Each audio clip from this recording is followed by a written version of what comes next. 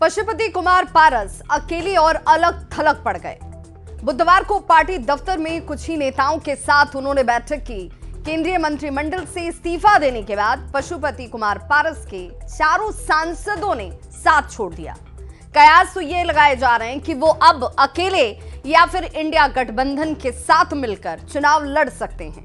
केंद्रीय गृह मंत्री अमित शाह ने भी अब साफ कर दिया कि पारस के साथ समझौता अब संभव नहीं है।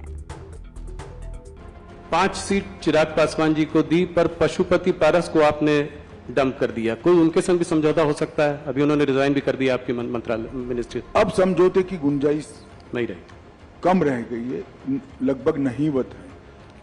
अच्छा था अगर परिवार पूरा साथ में।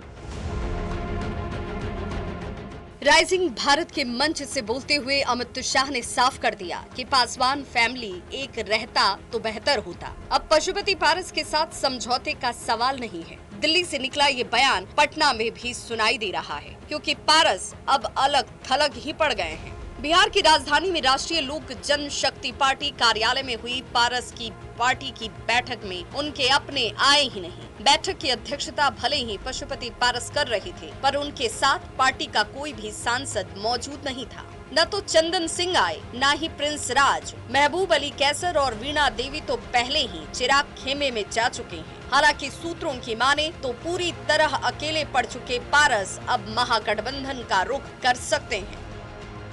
हमारे राष्ट्रीय अध्यक्ष का जो राजनीतिक सफर है वो बहुत लंबा है, और बिहार और देश की राजनीति में जब लोग अकेले चलते हैं तो इतिहास भी गवाह है कि लोग आते जाते हैं और कारवां बनता जाता है। हम मानते हैं कि इस वक्त हमारे लिए चुनौतीपूर्ण है, लेकिन हाजीपुर में हमारे राष्ट्रीय अध्यक्ष इस कदर लड़ेंगे कि देश देखेगा।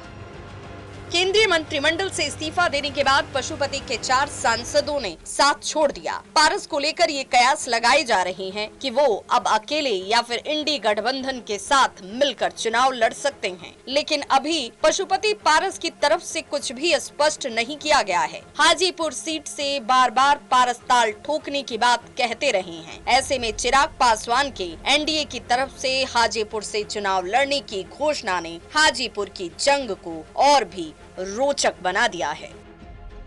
Bureau report, news 18।